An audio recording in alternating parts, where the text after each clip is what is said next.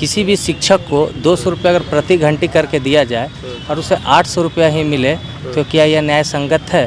अभी तक एक्सटेंशन नहीं हुआ है, 1 महीना पार हो चुका है हम लोग का। अभी तक सैलरी रोका हुआ हम लोग का, मार्च से हम लोग को सैलरी नहीं दिया गया है। हम लोग किस तरह से अपने स्थिति से गुजर रहे हैं वो सरकार और विभाग नहीं समझ रहे हैं। स्थिति ऐसी हो गई है कि अब हमारे पास भाड़ा नहीं है जाने को, स्कूल का भाड़ा जो बोला जाता है वो नहीं है। मेरे फादर जो हैं वो एक्सीडेंट हो गए हैं, फिर भी हम फर्स्ट प्रायोरिटी हम दिए अपने जॉब को। जॉब रहेगा तभी ना हम पापा का खर्चा चला पाएंगे। कि 10 साल हो गया सर वहाँ, और अभी हम लोग का मेरा मात्र 14 साल मेरा बाकी है अभी। तो अगर वृद्धि नहीं होगा तो फिर हम लोग कहाँ के रह जाएंगे। हम सब भी अब एज पार होते जा रहा है। अब बताइए अब दूसरा नौकरी कहाँ ढूंढने जाएंगे? कहीं ढूंढने जाएंगे? अगर इस नौकरी से चल गए तो हम लोग का जीवन यापन भी समाप्त हो जाएगा। कल्याण विभाग के अंतर्गत कार्यरत अंशकालिक शिक्षकों के द्वारा राजभवन यानी कि लोक भवन के समीप जो धरना स्थल है, बीते कई दिनों से जो अंशकालिक शिक्षक हैं वो धरने पर बैठ गए हैं। दरअसल पिछले कई वर्षों से इनकी विभिन्न प्रकार की मांगें हैं, सरकार से लगातार गुहार लगा रहे हैं कि अन्य आवासीय विद्यालयों के तर्ज पर इनकी जो मानदेय है उसमें वृद्धि की जाए।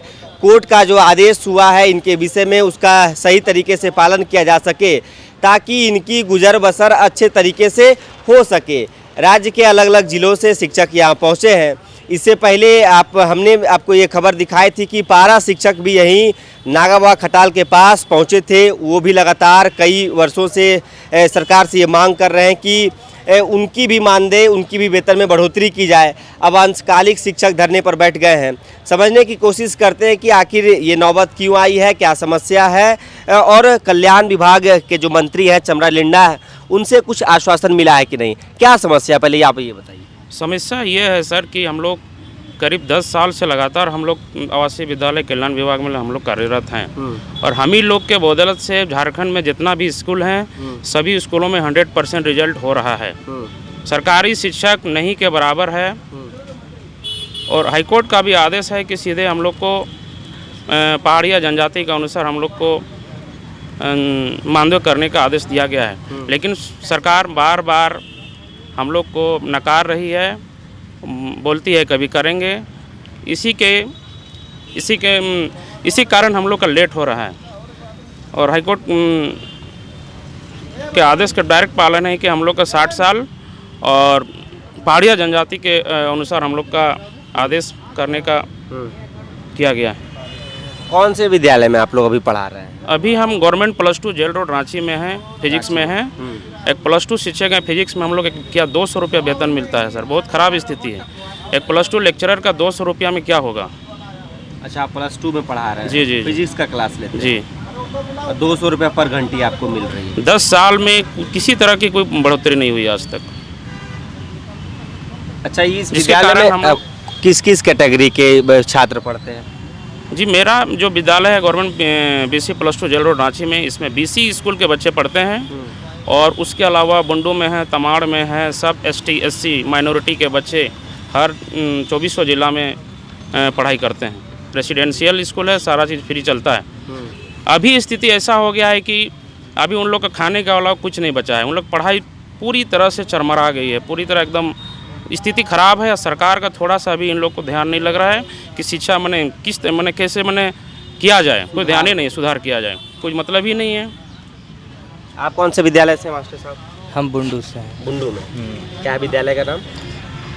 आवासीय उच्च विद्यालय SC रेसिडेंशियल स्कूल आवासीय उच्च विद्यालय। अच्छा, आपके साथी BC के कैटेगरी के छात्र हैं, इनके यहाँ पढ़ते हैं। आपके यहाँ SC कैटेगरी के छात्र? जी। Schedule caste? हाँ। कहाँ तक विद्यालय है? ये मैट्रिक 10th तक। 1 से लेकर 10 तक? यस।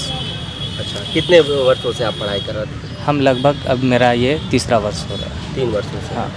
क्या समस्या आ रही है? समस्या ये है कि देखिए एक्सटेंशन हुआ नहीं। हम लोग का प्रत्येक वर्ष जो है ना 1 साल का एक्सटेंशन मिलता है। इस वर्ष 31 मार्च 2026 तक का एक्सटेंशन था जो कि समाप्त हो गया और उसके बाद भी हम लोग विद्यालय में कार्य कर रहे हैं। हम लोग किस तरह से अपने स्थिति से गुजर रहे हैं वो सरकार और विभाग नहीं समझ रहे हैं। हम लोग को इनकम हो ही नहीं रहा है, फिर भी हम लोग विद्यालय जाके पढ़ा रहे हैं। अपना किस प्रकार से रोजी रोटी गुजर बसर कर रहे हैं, यह स्थिति देखिए। आज के समय में आप ही बताइए किसी भी शिक्षक को 200 रुपये अगर प्रति घंटी करके दिया जाए और उसे 800 रुपया ही मिले तो क्या यह न्याय संगत है? यह न्याय संगत नहीं है। हम लोग सरकार से अनुरोध करते हैं कि हम लोगों को भी पहाड़िया के तर्ज पे एक फिक्सेशन अमाउंट कर दिया जाए, मानदेय अमाउंट कर दिया जाए, ताकि हम लोग भी अपनी स्थिति को सुविधाजनक कर सकें। पहाड़िया की तर्ज पर क्या देखिए, कल्याण विभाग जो है वो 2 प्रकार से अपने विद्यालयों का संचालन करते हैं।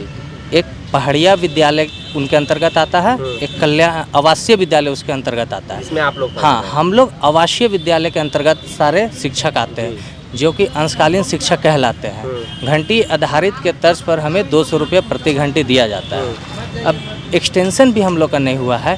स्थिति इतना दयनीय आ गया है, दूर दूर से हमारी महिला शिक्षिका मैडम लोग गुमला में हैं, साहिबगंज हो गए, चाईबासा हो गए, घने जंगलों से होते हुए जाके पढ़ा रहे हैं। कोई हॉस्टल में रुक कर पढ़ा रहे हैं, पर लेकिन इनकम ही नहीं हो पा रहा है। स्थिति ऐसी हो गई है कि अब हमारे पास भाड़ा नहीं है जाने को, स्कूल का भाड़ा जो बोला जाता है वो नहीं है।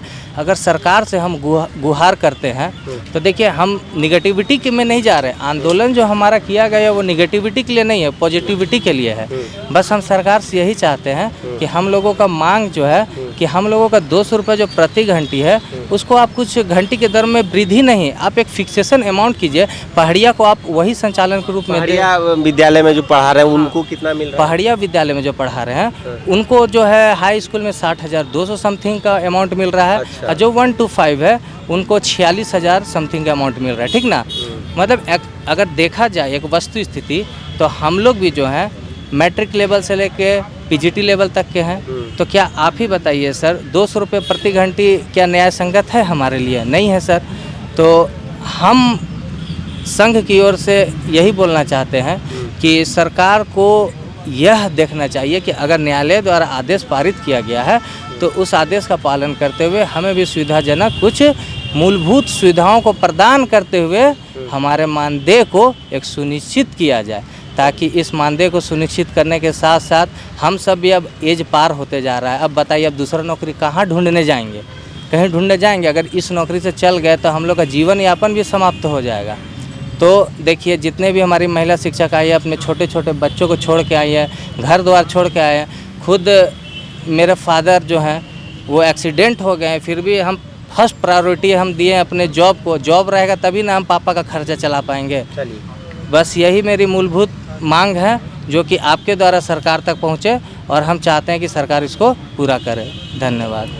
तो ये देखिए कि ये अंशकालिक शिक्षक हैं। दरअसल लंबे समय से इनकी मांग है कि पहाड़िया विद्यालय में जो शिक्षक पढ़ा रहे हैं उन्हीं के तर्ज पर, और जो कोर्ट का आदेश हुआ है उसका पालन करते हुए इनकी मानदेय में बढ़ोतरी की जाए। 200 रुपये पर घंटी के हिसाब से इन्हें अभी फ़िलहाल वेतन दिया जा रहा है। और भी मैडम, आप लोग कौन से विद्यालय से हैं? हम गवर्नमेंट रेसिडेंशियल स्कूल तमाड़ से हैं। तमाड़ से हैं? जो आपके ये इसी विद्यालय में? नहीं, वो बुंडू से हम तमाड़ से। अच्छा, तमाड़ में है? तमाड़ में। वहाँ किस किस कैटेगरी के छात्र? मैं वहाँ पे गर्ल्स स्कूल है, एसटी बच्ची लोग का है। एसटी से एक बीसी में थे, ये एससी में है, आप एसटी में, शेड्यूल्ड ट्राइब। हाँ, वो भी बच्ची लोग की है जी, बच्चा लोग नहीं है, केवल बच्ची गर्ल्स का है। ठीक। क्या अभी कैसे चल रहा है घर द्वार?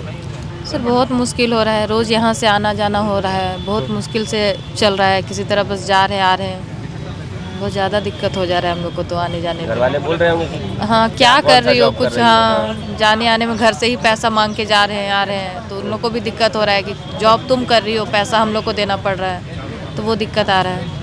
क्या कोर्ट का क्या आदेश है मैडम? कोर्ट का आदेश है कि पहाड़िया के तर्ज पे हम लोग का भी मानदेय कर दिया जाए। जैसे उन लोगों को हाई स्कूल में दिया जा रहा ना, अभी 60,000 आसपास है उन लोग का हाई स्कूल का। हाँ, वो आदेश हम लोग का जनवरी में आया था और 3 महीने का टाइम दिया गया था विभाग को कि उतने दिन में वो ये सब चीज़ लागू कर दे।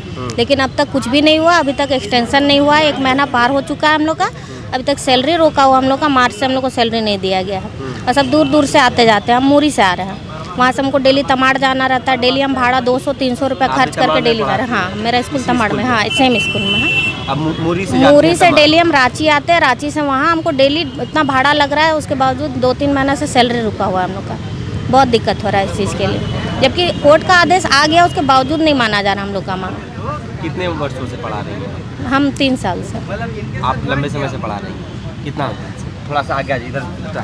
हाँ, मैं राजकीय अनुसूचित जनजाति आवासीय उच्च विद्यालय कंदापाट से हूँ और वहाँ पर एसटी बच्चे हैं और आदिम जनजाति। जी। हाँ तो अच्छा, 2000 आदिम जनजाति के बच्चे को पढ़ाती हैं। जी 2016 में मेरी नियुक्ति हुई थी और 10 साल हो गया, लेकिन अभी तक कोई पैसा में कोई वृद्धि नहीं किया गया। 16 में भी 200 मिलता था, 200 वही हम लोग सेम। 26 में भी 200 मिल रहा है। जी तो 10 साल हम लोग का हो गया और आने जाने के लिए हम लोग की तरफ इतना प्रॉब्लम ना सर कि हम तो मतलब कि घाटी क्षेत्र में भी 2-3 घंटा पैदल जा कर के स्कूल में हम हाजिर हो रहे हैं और पढ़ा रहे हैं बच्चों को, और हम लोग की उपस्थिति भी अच्छा है और हम लोग क्या बोलेंगे मेहनत से बच्चों को पढ़ा रहे हैं और उसका रिजल्ट भी अभी मैट्रिक का रिजल्ट 100% हुआ है। लेकिन बहुत समस्या है क्योंकि 10 साल हो गया सर वहाँ, और अभी हम लोग का मेरा मात्र 14 साल मेरा बाकी है अभी। तो अगर वृद्धि नहीं होगा तो फिर हम लोग कहाँ के रह जाएंगे, ना तो अभी हम लोग दूसरा नौकरी में जा सकते हैं ना तो कुछ कर नहीं सकते हैं। इसलिए सरकार से मांग है कि हम लोग का वेतन मानदेय किया जाए और 60 साल किया जाए और मतलब कि उचित मानदेय दिया जाए। देखिए, उचित मानदेय की मांग को लेकर बैठे हैं।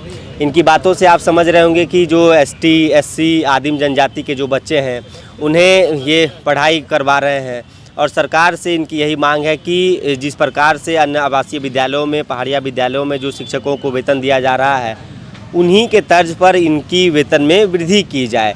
2016 में भी 200 मिल रहा था और 2026 में भी 200 रुपये पर घंटी मिल रहा है। आप कौन से विद्यालय से हैं? जी मैं गुमला से हूँ, जो भी पाट आवासीय विद्यालय से। वहाँ कौन से कैटेगरी के बच्चे पढ़ते हैं? वहाँ फिर अनुसूचित जनजाति बच्चे हैं, कुछ आदिम जनजाति बच्चे हैं। और जहाँ तक आपको अभी वार्ता से जानकारी हासिल हो गई होगी कि 200 रुपया से 2016 से हम लोग कार्य करते आ रहे हैं। अब 2016 में आप सोचिए एक चीनी का दाम 20 रुपया था जी, एक तेल 50 रुपया में आ जाता था। अब उसका दाम आप समझ सकते हैं, तेल लगभग 200 के आसपास है, चीनी 50 रुपया से ऊपर है। तो हम लोग अपना गुजारा कैसे कर सकते हैं? अब इसी पक्ष में हम लोग लगातार सिर्फ हम लोग का प्रत्येक साल सिर्फ एक्सटेंशन विस्तार ही किया जाता है, सिर्फ विस्तार ही किया जाता है। वृत्तिका में कुछ भी चेंजेज नहीं किया गया, 1 रुपया भी बढ़ोतरी नहीं की गई। इस पक्ष में हम लोग 2022 में न्यायालय के शरण में गए। न्यायालय ने फैसला दिया विगत माह जनवरी में और उन्होंने स्पष्ट कहा कि समान काम के लिए समान वेतन दो। यहाँ पर और भी इस विभाग, कल्याण विभाग से संचालित जो दिवाकालीन और पहाड़िया जो विद्यालय हैं उस पर जो मानदेय फिक्स किया गया है उसके आधार पर हमें भी दिया जाए। लेकिन अभी तक सरकार इस पर कोई विचार नहीं की है। हमारा विस्तार प्रत्येक 31 मार्च के बाद किया जाता है, लेकिन अभी 31 मार्च के बाद आप देख रहे हैं आज 5 मई है, अभी तक हम लोग का विस्तार नहीं हुआ है, विस्तार भी नहीं हुआ है। और एक सवाल मैं एक सरकार से करना चाहता हूँ कि मान लीजिए अगर हमको सरकार अयोग्य मानती है, हमें अयोग्य मानती है, तो अगर हम 10 साल से जिस आदिवासी बच्चों को पढ़ा रहे हैं तो उसके भविष्य के साथ तो वो खिलवाड़ कर रही है ना। एक जनता की ओर से मैं सवाल करता हूँ, झारखंड का नाते मैं एक जनता भी हूँ, तो मैं सवाल करता हूँ सरकार से कि अगर वो हमें 10 साल से हमारा कार्य ले रही है, मैं पढ़ा रहा हूँ, हम पढ़ा रहे हैं वहाँ आदिवासी छात्रों को, तो वो तो हम भविष्य से खिलवाड़ कर रहे हैं उसके अनुसार। अगर हमें वो सरकार अयोग्य मानती है तो सरकार से यही आग्रह है कि वो हमारे दुख दर्द को देखते हुए हमारे पर विचार करे, हम भी उनके जनता ही हैं। ये देखिए, ये अंशकालिक शिक्षक हैं। अब दूसरी ओर हम आपको तस्वीर दिखाते हैं कि जब यहाँ ये पिछले 4-5 दिनों से बैठे हैं तो यहाँ की स्थिति क्या है। सबसे पहले आप ऊपर देखिए कि ये बरसात जब अभी राजधानी रांची में पुरजोर तरीके से हो रही है तो यहाँ ये पानी चू रहा है। बावजूद इसके जो महिलाएं हैं, जो महिला शिक्षक हैं, वो अपने बच्चे को लेकर दिन रात यहाँ बैठी हुई हैं। और आप देखिए कि यहाँ खाने पीने का व्यवस्था किया गया है। और क्या बन रहा है यहाँ? दीदी, क्या बन रहा है भैया? आज क्या बना? चावल दाल बना है। चावल दाल खाए हैं। पैसा खुद से इकट्ठा करके? अच्छा, ये देखिए चावल दाल बना है और आप देख सकते हैं कि यहीं पर ये लोग अभी 4-5 दिनों से डटे हुए हैं। हाल यही है झारखंड का कि शिक्षक धरने पर बैठे हुए हैं, बच्चे स्कूल से गायब होंगे ज़रूर। क्या होगा झारखंड की स्वास्थ्य व्यवस्था का, इस तस्वीर को देख के आप ज़रूर समझ रहे होंगे। हम बस यही समझने की कोशिश कर रहे थे कि आखिर ये लोग जो हैं, ये शिक्षक हैं, ये आदिम जनजाति के बच्चों को, SC ST BC के कैटेगरी के बच्चों को जंगल झाड़ के इलाकों में जाकर पढ़ाई करवा रहे हैं पिछले कई वर्षों से। उन्हें सही तरीके से झारखंड के भविष्य को संभाल रहे हैं, लेकिन इनके भविष्य को लेकर क्या वाकई में सरकार चिंतित नहीं है? ये गंभीर सवाल ज़रूर खड़ा हो रहा है। अब इस मसले को लेकर सरकार की ओर से क्या रुख अपनाए जाते हैं? कल्याण विभाग के मंत्री चमरा लिंडा हैं, वो इनके विषय में कुछ सूद लेते हैं कि नहीं, ये देखना काफ़ी दिलचस्प होगा। शुक्रिया। गोल, जहां 27 वर्षों के सफर में 17,000 से भी अधिक छात्रों ने डॉक्टर एवं इंजीनियर बनकर भरे सफलता की ऊंची उड़ान, जहां साधारण छात्र भी झारखंड टॉपर्स बनकर बना रहे इतिहास। दूरदर्शी शिक्षाविद श्री विपिन सिंह के मार्गदर्शन में मेडिकल एवं इंजीनियरिंग के लाखों छात्रों के लिए आशा की किरण के रूप में गोल, नेशंस लीडिंग इंस्टीट्यूट। प्रॉब्लम हो गया और सडनली हो गया, अचानक हो गया। तो Jeevan Jyoti super specialist hospital में एडमिट करके इनका एंजियोग्राफी कराया। एंजियोग्राफी करने के बाद वो अपना रिपोर्ट दिया कि इनका 95% प्लस ब्लॉकेज, स्टेंट से काम नहीं चलेगा, इनको बाईपास करना ही पड़ेगा। तो कबीर हर्ब है,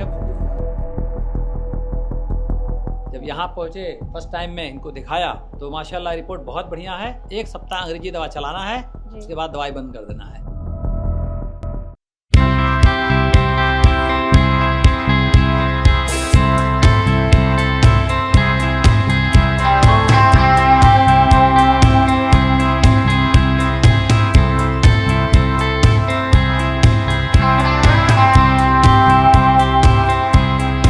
सरकारी परीक्षा की तैयारी का सबसे भरोसेमंद नाम NIBM। अच्छा कोचिंग ढूंढ रहे थे तो फिर गूगल में ही बताया कि यहाँ का रेटिंग भी बहुत अच्छा था। पुरुलिया से आए हैं यहाँ पर कोचिंग करने के लिए। NIBM के बारे में मेरे एक भैया हैं जो पिछले साल ही बैंकिंग यहीं से प्रिपरेशन किए और इस बार IBPS PO में सिलेक्शन लिए। मेरा अभी फाइनल सिलेक्शन हुआ है RRB PO में, उत्तर बिहार ग्रामीण बैंक में। मेरा फाइनल सिलेक्शन RRB PO में हुआ है। NIBM, thefollowup.in. Like, share and subscribe. www.thefollowup.in